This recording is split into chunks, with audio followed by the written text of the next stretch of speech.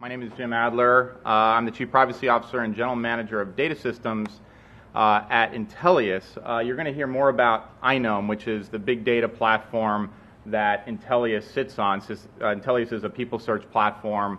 About 20 billion records a year flow through our system, and we're going to be making more and more of that INOME platform available. I talk a lot about privacy and big data. You can follow me on Twitter at Jim_Adler. I pontificate about these issues at jimadler.me. Today, well, a little bit about just caveat, I'm not an attorney, so there's no legal advice here. But because I'm an engineer, I'm more of the geek nerd sort of professional. My background is in digital signal processing and software and big data. So we're going to talk about a lot of the inferences that we make as data professionals, how that fits into the landscape of policy and how we treat users and customers, and what kind of data we infer, or what kind of inferences we infer from our data. And this actually came out of a Strata conference last February with Solon Barakis and Alex Howard, where we talked about these issues quite a bit. Privacy does impact what we can do with data, and during the question and answer period, Daniel Tunkelang, who's the principal scientist at LinkedIn, he asked a pretty intriguing question that kind of befuddled us a little bit, and he said, when you're inferring private facts from public data, are you condemning those inferences? Because if you are, it feels like a new category of thought crime. And we sort of looked at each other, and we sort of tried to tap dance through that question as best we could. But it really got me thinking after the talk about what that really meant in some depth. And so here are some of my ruminations about that question several months later. So I started to think, what is thought crime? And you go to the source, which is George Orwell's book, 1984, written in 1948. And he said, essentially, that, this is a quote from the book, the thought police would get him just the same he would have committed, even if he had never set pen to paper, and I think this is the important bit, the essential crime that contained all others. So thought crime contains all other crimes, crimes of speech, crimes of deed. And that, I think, is really what's at the heart of this. And there's another quote I found, and it's attributed to sometimes Gandhi, sometimes Emerson. Watch your thoughts, they become words, words become actions, actions become habits, habits character, character your destiny. So this idea that as soon as you think it can become real is something that we are grappling with. In every piece of technology, we grapple with this. And so I started to think, we know deeds are often criminal, but when is speech criminal? In the U.S., we have a storied, proud history of free speech, First Amendment rights, but there are times when speech is actually criminal. You can't yell fire in a crowded theater or a crowded conference. You can't intimidate someone with words. You can't slander, tell lies about someone. You can't blab secret facts if it hurts someone. Obscenity is clearly against the law. You can't violate a court order, a gag order, with your speech. And there's this all-encompassing time, place, and manner of speech, which often finds itself around 11 o'clock at night, where you're disturbing the peace if you yell too loudly. So sometimes speech is, in fact, a crime. When is thought a crime? The closest I came to seeing this was really the crime of conspiracy. Conspiracy is the act of planning a crime. And there's a couple cases I want to lay out here. One is by the Stone family and Joshua Clow that are involved in a Midwest militia group. And they had charges relating to conspiracy that were dropped, citing freedom of speech and beliefs. And so they walked. Tariq Mahana was sentenced to 17 years in prison, 8 of which were counts for making false statements. So certainly, you know, it's never the crime, it's the cover-up, don't lie, and providing actual material to terrorists. But that only encompassed 8 years of his sentence. The other 9 were for conspiracy, which, again, is not a crime, it's planning a crime. Here's another case of Batim Kazooie, who was sentenced to 27 years in prison for not doing anything. I mean, he was planning a lot, he was talking a lot, but he didn't do anything. And so I find there's a little bit of confusion, I think, around this issue of when is a thought actually a crime. And sometimes it is, and sometimes it isn't. And I believe that there is a little bit of instinct or societal existential survival instinct that comes into play during some of these conspiracy cases. Often when the government doesn't have a lot to go on, they will rely on conspiracy. That's the case often with our organized crime. So sometimes thoughts are crimes. Sometimes speeches are crimes. When is big data actually a thought? And I think that's what I want to bridge from thought crimes that we see and some of the big data inferences that we make. And I think to get there, we have to first understand, can big data think? And so I did a little research into this, and there's been quite a bit of academic research into the human brain and neuroscience. And the brain has 1 trillion connections, which store, people are guessing here, about 2.5 petabytes of data. So your memories are stored. That's a lot of data. I think most people in here can calibrate to that, but it would store about 300 years of television on your DVR if it had 2.5 petabytes of storage capacity. From a computational perspective, because you always look at these things in terms of storage, compute capacity, and network bandwidth, there's wide range of estimates on how much compute capacity the human brain has.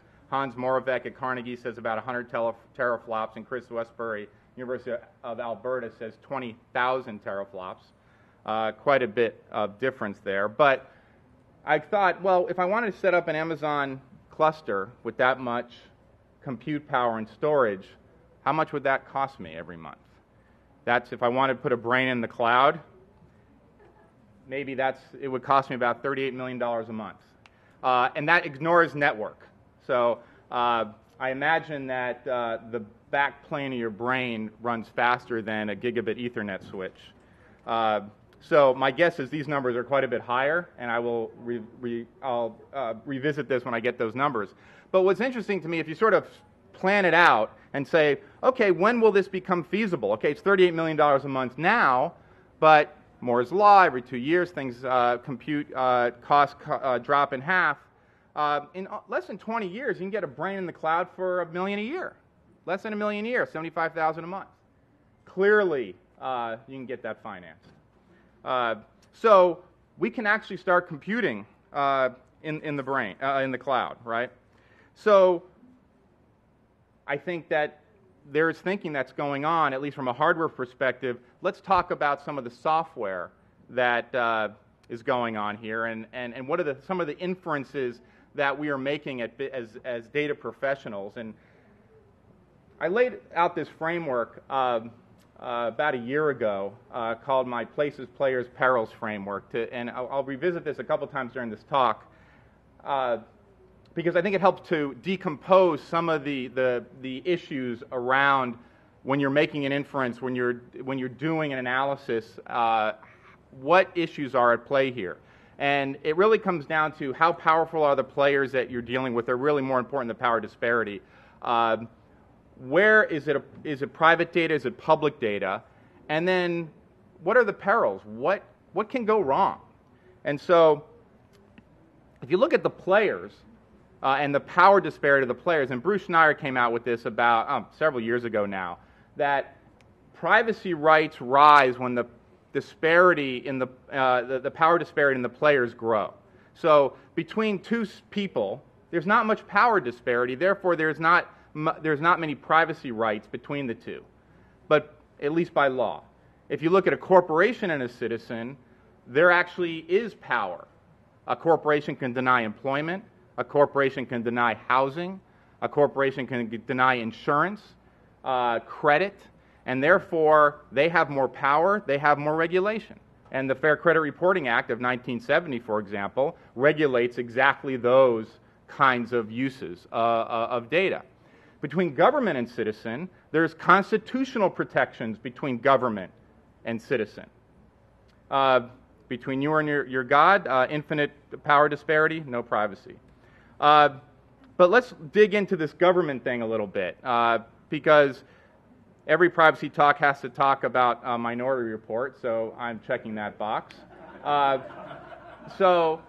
There's been a lot of work around predictive policing, right? This is where law enforcement typically looks at a geographic area, looks at historical patterns, what events are going on, what's the weather like, and finds crime hotspots. And then they actually deploy officers to that area. And Los Angeles, New York City, Santa Cruz, Columbia, South Carolina are using these kinds of systems right now over the last 18 months or so. And they're pretty effective. There's this outfit, Predictive Policing, predpol.com, that this is how their deployment in Santa Cruz and how it went. It went out almost a year ago in November. And you can see the red line is after deployment relative to a year earlier. So this stuff kind of works. There's all kinds of issues around it. If you look at perils, what can go wrong? I think everyone familiar with Target knows you're pregnant? Ever that story?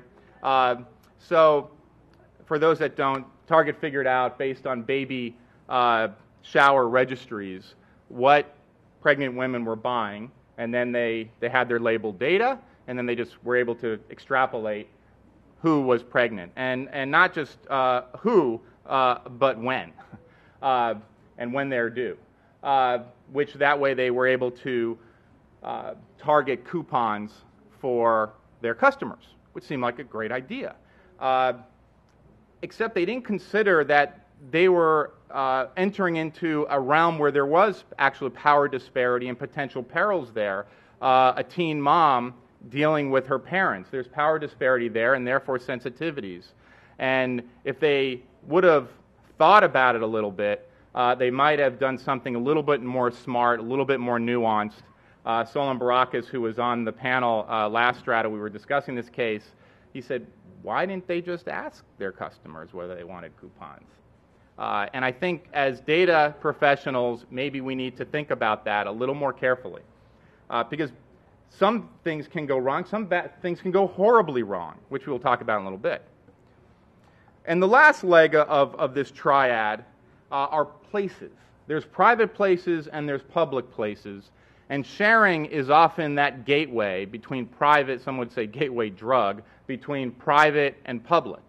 And sometimes we don't know whether we're in private and in public. And there was this, again, rather infamous study done at MIT that was able to derive sexual orientation based on who your friends were, even if your profile was locked down. And Professor Hal Abelson at MIT said, boy, we don't really have control over our information, do we? And I would argue that we need to exert control where control is warranted, certainly with our private data, by all means. I think there is another realm of public data where we have to further understand the policies around that. And so this is the framework with which to kind of decompose a lot of these problems that we often face. So, time to eat some peas. If anyone familiar with the Fair Information Practice Principles, these are a set of principles that privacy activists often talk about around consent to give your information, don't use any more information that you need, use it only for a specific purpose, only use it for that purpose, provide transparency and access to that information, make sure the data is accurate, make sure there's security around it, and make sure there's audit around that information. It's a pretty lengthy list. With respect to big data, there's several of items on that list that big data is in conflict with. And I'm sure some of you are looking at that list and kind of gritting your teeth a little bit. Well, Omar Tene and Jules Poloneski just did a study, Big Data and Privacy. I highly recommend it. That said that these fair information practice principles are going to face some friction and some modification as big data moves forward. And it's sort of in the realm of consent, because public data is not necessarily data that's consented. I mean, we all live in public. This is a public venue. You should expect your picture to be taken. Face recognition software may be used against that information, and you may be placed at this conference. I was leaving a Mariner game. I live in Seattle. I'm leaving the game, and this girl's taking pictures of everybody that's walking up the ramp. And I certainly could expect my picture to be taken, geotagged, face recognition software be applied to it, and they would say, "Oh, look, Jim was at the Mariner game." Was my privacy violated? I don't think so. If that camera was poked through my living room window, yeah, I'd have a problem with that. Which is why I am more resistant to smart grid sort of technologies that actually instrument devices in the home, because in the home is a private space. So you're going to see, and I think as big data professionals, we need to be on these sorts of issues. I think the biggest concern is around access and accuracy. People don't know what data is out there, and they don't feel that a lot of times it's not accurate. We deal with a tremendous amount of public records information. People don't know it's all out there. And we have a product now that actually lets you look up your own public record and execute some privacy controls against it. So you're going to see a lot of discussion around this, which I think is really important. Which brings us to balance. I did a talk at the Privacy Identity Innovation Conference last May. And I think that it's important that we have this dialogue. And the dialogue sort of has three players. Because I think if we don't have this dialogue, we are going to have a distorted set of technologies that don't really serve us in the long term. And the three players look something like, actually, let me mention, in today's Wall Street Journal, there was a Michael Malone op-ed that talks to this issue specifically around humanitarians and learning lessons from history. Because we technologists, we're muscular. We like to do stuff, right? We like to push stuff into the marketplace. We like to focus on things that work. And I think that's really important. And we're disrupting every industry as we go. And I think that that's a good thing. But there's some folks that really understand where we've come from. And those are often journalists and activists and anthropologists, economists, historians, those sorts of folks. There was a piece by C.P. Snow about 50 years ago, I think, called The Two Cultures, the scientists and the humanitarians. And the scientists are putting the humanitarians out of business right now.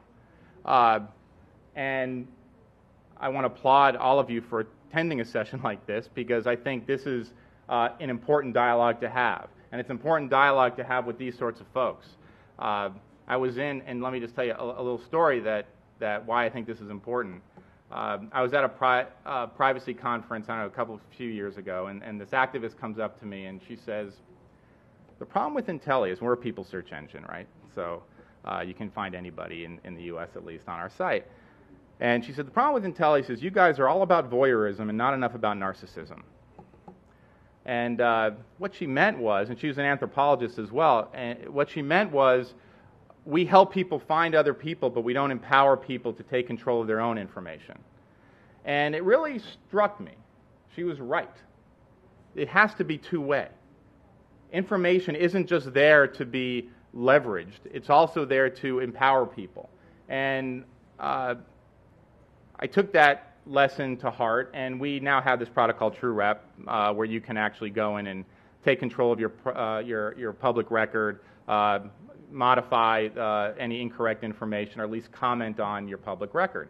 I think that's important because these folks, humanitarians, they have the stories. Right? I love this quote from Stripes. I know why you guys get all the women. It's not the uniform about soldiers. It's not the uniform. It's the stories you tell. Right? Our society, our history is all about the stories we tell of the lessons we learned to deal with the technologies that we've been inventing forever. And I think that is really an important thing to understand. Because these institutions, regulators, legislators, think tanks, if people start getting hurt with our technology, they'll put an end to it. It's pretty much as simple as that.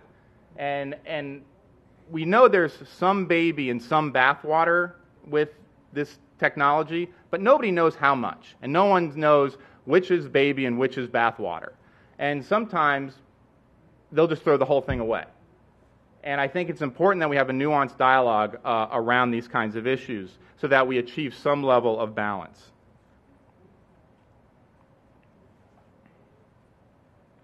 Because this is what can go wrong. This is a picture of Adolf Hitler and Thomas J. Watson, the founder of IBM, taken in mid-30s, about using punch cards to track people.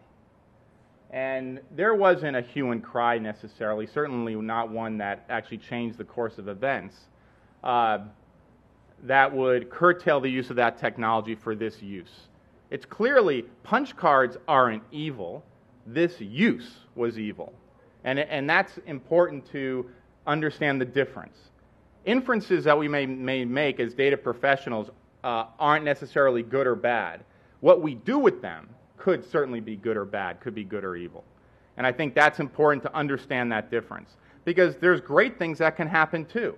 UN Global Pulse did a study on the Haitian earthquake. And they looked at Twitter streams. And they realized, this is post facto, that if they would have analyzed those streams in real time, they would have gotten a 2-week jump on the cholera outbreak.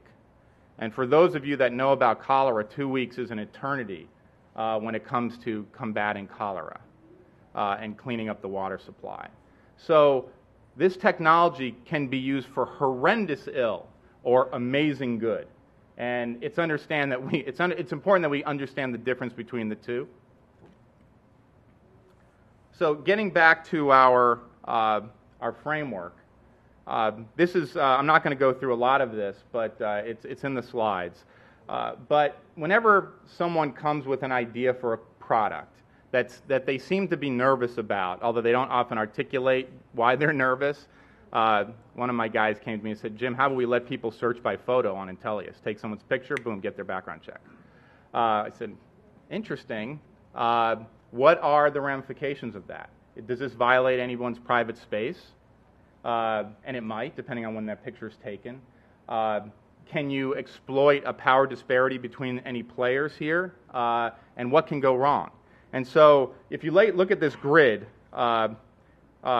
here, on the y-axis is more powerful players toward the top, and more private places are along the x-axis to the right. And the size of the sphere is how bad things can get. So little sphere, not so bad. Big sphere, big problems. Okay? So you take stuff at the bottom left, and these are actual real cases. So so usually when I look at cases in the press, I try to throw them up on this grid, and these are completely my judgments. Okay? This is all notional. If you notice, there's no quantification on any of the axes. But this is just notional to sort of get us thinking about this kind of framework. So an actress sued IMDb because it revealed her age. And I would argue, too bad. Right? There's no power disparity. Maybe you can say an employment disparity, a power disparity. But it's public data. It's public information. Your age is public information. It's part of the public record. No one clearly pulled her age out of something private. GM OnStar tracks their users, because their users actually have part of the service. And this one is really interesting. Someone set fire to one of their friends on Facebook when they defriended them.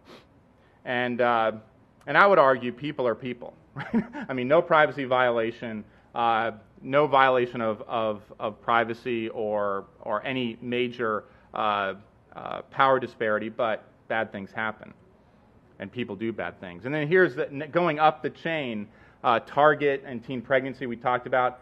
The health organization uses Twitter to track illness.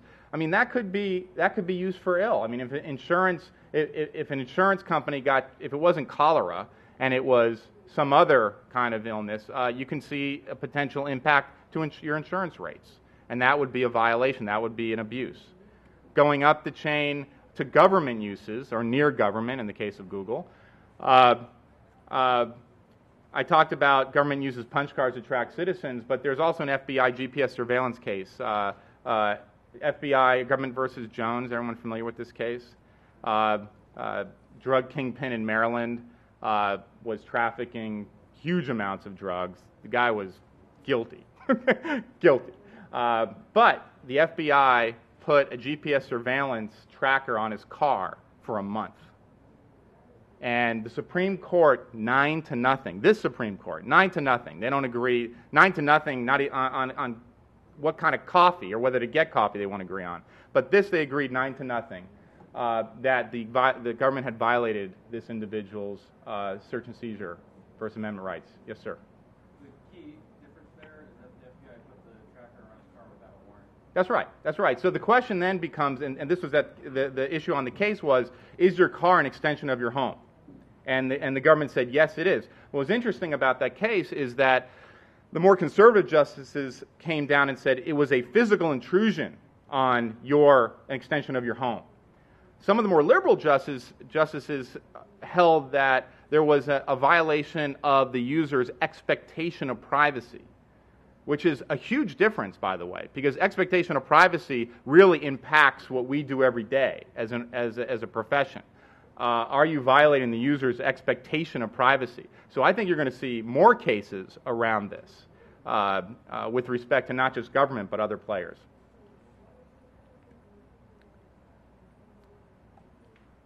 So if you look at this framework, I think it helps to think through some of these things. And in fact, if you guys want to talk about some of these other cases during the Q&A, and by all means, I don't want this to be a monologue. This needs to be a dialogue. I'd love to entertain some. Because there's this great Marshall McLuhan quote that you often hear, we shape our tools, and then thereafter our tools shape us. And I don't know if anyone's read Eli Pariser's book, Filter Bubble, but you should. It's really an interesting, and it's a pretty quick read. And it talks about what we do every day. It actually talks about some of the predictive filtering that we put out there, and that my Google results might be different than your Google results, and I only see the news that I really want to see. I'm not seeing the news I should see. And is that a good thing or a bad thing? No one's quite sure yet. And I would argue that we are having a dialogue to figure this stuff out. And so a lot of times you hear more negative couching of technology. It says, well, we shape our tools, and therefore our tools shape us, so we better be very, very, very careful about what tools we shape. And I would say not true, because then we reshape our tools. And we've been doing this forever. So when you look at any piece of technology that has come into existence, from the wheel to the printing press to telephone and certainly to the internet and now big data, we see quite a bit of consternation around this. And I had a dialogue with a writer who writes for one of the industry rags, and he said, well, Jim, if this was all so good, why are we still arguing about it? Why are we still arguing about big data? Why are we arguing about privacy if this was all fine? And I said, because we're innovating. If we weren't innovating, there'd be no dialogue. Everything would be done. The fact that we're pushing things makes sure that there will be dialogue. I would hope there's dialogue, because nobody has this figured out. Nobody. Because we're coming up with innovations every other day. And we need to encourage people to have dialogues. That's why it's great that Strata has sessions like these to actually get us as technologists to think about some of these issues. Because I think what's going on here is that this isn't just a loop, it's a spiral. This is how we move into the future. We shape our tools shape us, we reshape our tools, and this cycle goes on. And I think what happens is, when bad things happen when that loop stops, when we stop arguing, when we stop innovating, that's when bad things happen. So that's an Easter egg for you geeks in the audience that know 2001 from the fastest, the biggest expanse of time in a single cut. So I think that technology is clearly forging our destiny, but all the lessons that we have in our legacy is going to inform what destiny we actually realize. And this dialogue is going to make sure that that legacy actually gives us the destiny we deserve. So anyway, that's all I had prepared. I'd love to appreciate your attention and attendance, and if you have any questions, I'd like to entertain them. I got it all figured out. You guys are... Wow. Yes, sir. With regards to the presence of power disparity, Mm-hmm. how, is there this notion of, yes, the disparity, the potential disparity exists. How do you gauge risk and potentially which actions are dangerous in the presence of that disparity versus actions that are still benign despite the disparity? Right. So the question is, I'll just repeat the question if I can. So how do you assess the power disparity and minimize the risk, I think is the crux of your question. And just to clarify, Sure. also the idea of, does the presence of the disparity prevent you from doing anything? No, it doesn't. Absolutely not. So does the presence of power disparity stop you from doing anything? No, absolutely not. It doesn't. What it does mean is that if the power disparity grows, your care should grow. So if you look at, for example, a recruiting application, right? That is dealing with people of differing power, levels of power, employers and applicants, right? Or employees, potential employees or employees. You better be careful because there's Equal Employment Opportunity Commission Act guidelines. There's Fair Credit Reporting Act guidelines, and you need to make sure that that those procedures are followed. It's interesting to me, I don't know if this is still true, but I think it's true. The LinkedIn recruiting tool does not have LinkedIn pictures. I don't know if there's anyone from LinkedIn here that will cop to this. I don't know if you guys still don't have pictures. You don't. Yeah, and there's good reason for that. It's because you can't unsee a photo. And if you see someone, you can gauge their age, or you can gauge their gender or their ethnicity. You might have an EEOC, an Equal Employment Opportunity Commission claim against you. And that makes, so I think LinkedIn has done a really great service and not putting their customers in a tough spot by showing pictures all over the place. It's very nuanced, very smart. And I think they have taken recognize the power disparity and put features into their products to deal with it. When you go down to, here's one that I love to use. Remember the Girls Around Me app? What this app did was, I think they had cameras in nightclubs, and they were able to figure out what the gender mix was in these nightclubs. And then you were able to just look it up on your phone. And that's a very slight power disparity, but it's very real. It's a very sensitive issue.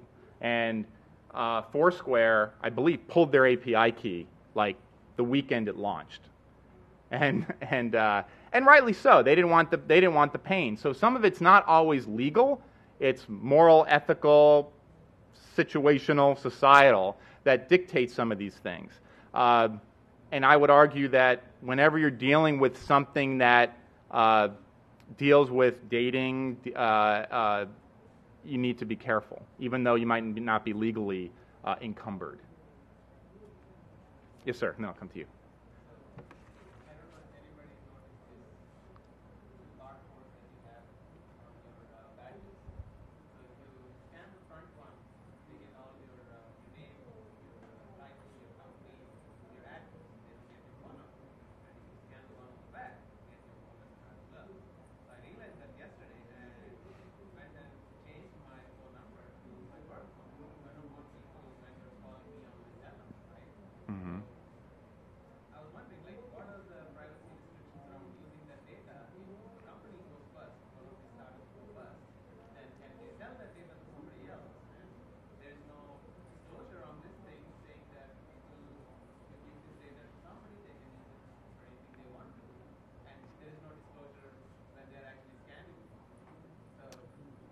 So the question is, on our badges, there's 2 barcodes, and the one in the back, actually, which I didn't know this, so it comes down to transparency and access. Your phone number's on the back, but not on the front barcode, encoded. And so the question is, what can they do with that information? My guess is, and unverified, that somewhere in the terms and conditions that you signed up for when you joined the register for the conference, that those terms and conditions talk to delivering, being able to deliver that data wherever, like to vendors who are here. But it really brings up this, I think, twofold point. One is, boy, it would be nice to have access to the information that's on those barcodes easily.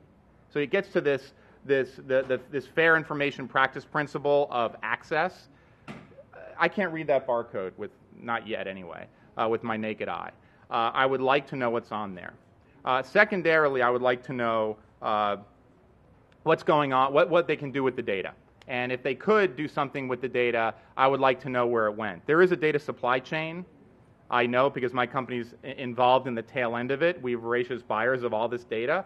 And so I think there's value in actually providing some look into the data that's out there in the data supply chain so that you can actually trace it back to where it might have leaked. And then you'll see, I think, better terms and conditions, or at least more digestible, accessible terms and conditions.